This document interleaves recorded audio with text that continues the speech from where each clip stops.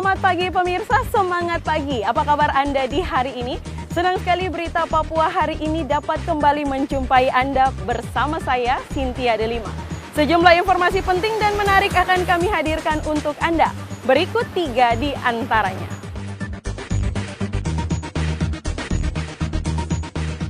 Tiga hari hilang, Nanda Abian ditemukan tewas di perairan Pulau Sop. Cegah penyebaran COVID-19, umat Islam dilarang gelar sholat Idul Adha di lapangan terbuka. Curah hujan tinggi, petani cabai dan tomat di Mimika terancam bangkrut.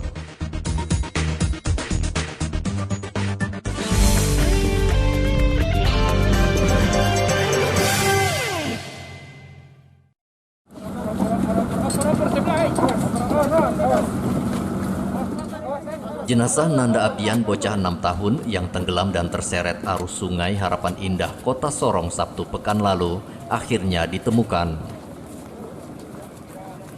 Nanda ditemukan meninggal dunia di perairan Pulau Sop, Kota Sorong.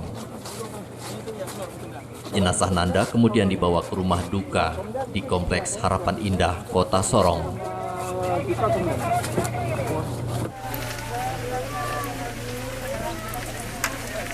Lokasi ditemukannya korban cukup jauh dari lokasi tenggelamnya korban. Curah hujan tinggi menyebabkan debit air sungai sangat deras, sehingga dalam waktu 2 hari korban hanyut hingga ke perairan Pulau Sop. Kronologis hingga pada pukul 13 tadi kami menerima informasi bahwa korban ditemukan di seputaran Bakau, Pulau Sop, dan warga masyarakat yang menemukan langsung mengevakuasi ke kampung atau Pulau Sop. Dan kemudian kami menerima informasi itu dan diteruskan ke kami, tetapi kami harus gali info dulu karena informasi itu belum kami dapat secara langsung, sehingga kami menyampaikan untuk rekan-rekan kami untuk ke lokasi untuk memastikan bahwa korban itu benar-benar A1 atau tidak. Ternyata sampai informasi seperti itu datang, kami mendapatkan dokumentasi yang diberikan kepada tim Polairut yang sudah menyampaikan ke kami bahwa korban benar-benar yang kami saat ini melaksanakan pencarian. Nanda Abian sebelumnya tenggelam dan terseret arus Kali Harapan Indah, Kota Sorong Sabtu malam pekan lalu.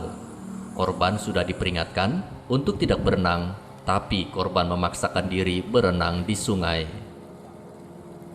Sadrak Wanggai melaporkan dari Kota Sorong, Papua Barat.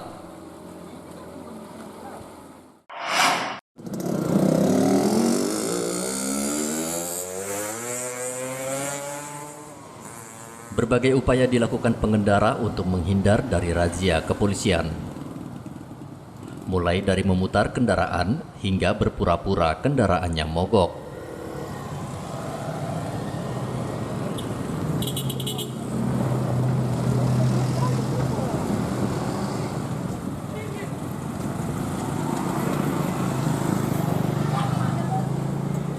Bahkan ada pengendara yang menangis karena ditilang polisi.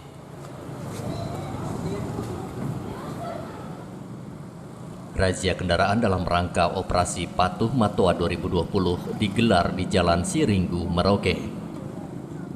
Sepekan lakukan razia, polisi masih menemukan pengendara tidak pakai masker. Selain diberi peringatan keras, pengendara yang tidak pakai masker disuruh pulang ke rumah.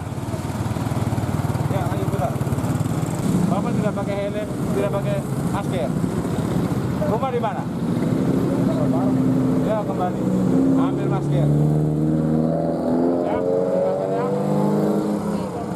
Razia selama 2 jam, sebanyak 40 pengendara ditilang polisi karena tidak memakai helm dan membawa kelengkapan kendaraan. Hari ini kita melaksanakan kegiatan pemeriksaan yang mana kita fokuskan kepada pengguna helm. Jadi pengendara sepeda motor yang tidak menggunakan helm, baik yang di depan maupun yang dibonceng. Kemudian masker tetap kita ingatkan. Ya, berapa pelanggaran yang terjaring hari ini, Pak? Yang sudah diberifa sekitar 40-an lebih. 40 lebih ya? Ya. Sebagian besar itu tanpa helm, Pak? Sebagian besar itu helm. Tanpa helm. Ya. mencegah penyebaran COVID-19, pengendara diminta mematuhi protokol kesehatan dalam berkendara, yaitu pakai masker dan jaga jarak duduk. Ya kalau gitu pulang dulu ambil masker baru bepergian. Demi keselamatan kita semua toh. Oke. Muhammad Ridwan melaporkan dari Merauke, Papua.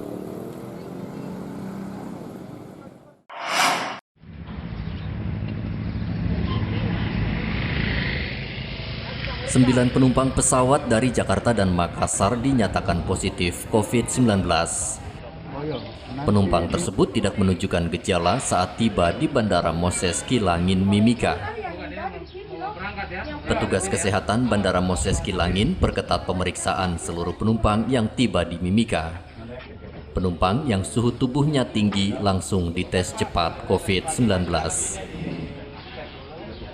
9 kasus merupakan kasus dari luar Kabupaten Mimika atau kasus impor, yaitu 8 orang pelaku perjalanan yang datang dari Makassar,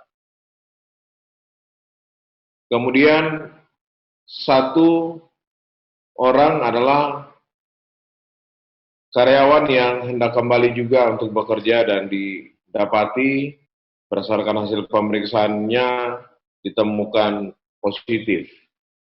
Sementara sisanya adalah kasus yang ada di wilayah Tembagapura. Meski sudah menerapkan new normal atau kenormalan baru, angka kasus penyebaran COVID-19 masih tinggi di 2 distrik, yaitu distrik Tembagapura dan distrik Mimika Baru. Satgas COVID-19 Mimika terus menghimbau warga menerapkan protokol kesehatan yang disiplin untuk mencegah penyebaran COVID-19 di Mimika. Igo Batmomolin melaporkan dari Mimika, Papua.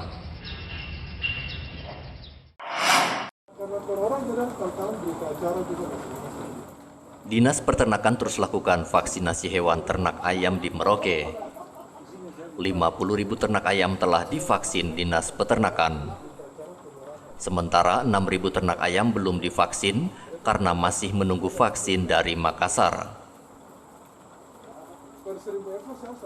Kabid Kesehatan Hewan Dinas Peternakan Merauke, Dr. Retno Handayani, mengatakan Merauke belum bebas dari flu burung. Pihaknya masih menunggu hasil pemeriksaan sampel ternak ayam yang dikirim pekan lalu ke laboratorium peternakan di Makassar.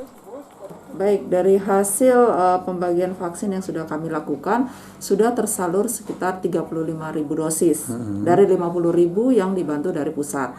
Nah, masih ada 3 peternak lagi yang menunggu jadwal karena mereka sudah melakukan vaksinasi sebelumnya, jadi menyesuaikan jadwal mereka. Seperti di Harvest, Talenta, sama Pak Faisal. 3 peternak ini yang belum. Dan untuk perkembangan kasus AI sampai saat ini sudah tidak ada laporan kematian lagi dari peternak. Kami tinggal memantau hasil perkembangan kenaikan titer antibodi yang sudah kami lakukan vaksinasi.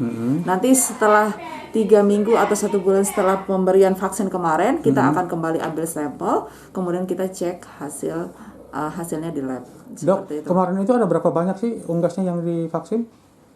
Kemarin yang sudah kami salurkan 35.000. Dari untuk berapa ekor ayam? Untuk 50.000. 50.000. Iya, kalau untuk produksi teman-teman yang sudah mulai bisa peremajaan, kemungkinan 6 bulan ke depan baru bisa. Oh gitu. Bisa ini. Tapi untuk daging, ayam pedaging sudah mereka teman-teman yang lain sudah mendatangkan, jadi sudah bisa budidaya dari sekarang. Oh, iya. Cuma untuk status bebas AI-nya kami masih menunggu dari BBVET Maros melakukan surveillance kembali. Oh, gitu. Ketika 3 bulan kemudian tidak ada ditemukan kasus AI lagi, maka kita bisa dinyatakan bebas seperti itu.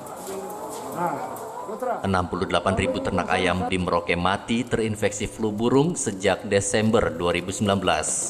Ditutupnya bandara dan pelabuhan membuat pengiriman vaksin dari Makassar dan Surabaya terhambat. Muhammad Ridwan melaporkan dari Merauke, Papua.